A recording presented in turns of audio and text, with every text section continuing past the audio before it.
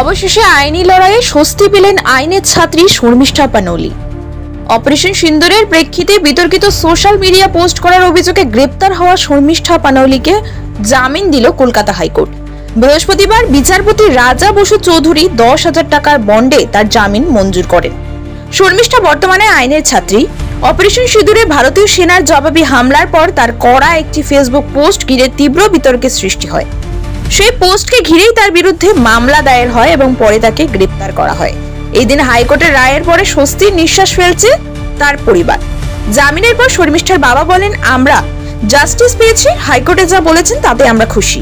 এই মামলার শুনানিতে আদালত পর্যবেক্ষণ করে জানায়, অভিযুক্তের বিরুদ্ধে অভিযোগ গুরুতর হলেও জামিন পাওয়ার অধিকার থেকে তাকে বঞ্চিত করা যায় না। আদালতে এই রায় একদিকে যেমন আইনি প্রক্রিয়ার প্রতি আস্থা পুনঃস্থাপন করেছে, তেমনি বাক স্বাধীনতাও ও দায়িত্বের মধ্যে ভারসাম্যের কথাও মনে করিয়ে দিয়েছে।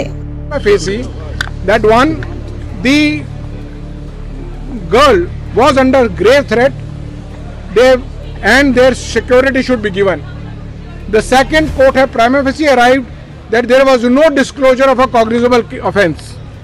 Third, the court has prima facie arrived that the grounds of arrest was given mechanically and there was no grounds of arrest as is required to be given under Article 22(1) of the Constitution of India. Having said that, they did not say that, but any case, we are ready and we were ready and willing to give our passport, because we want to have composite investigation.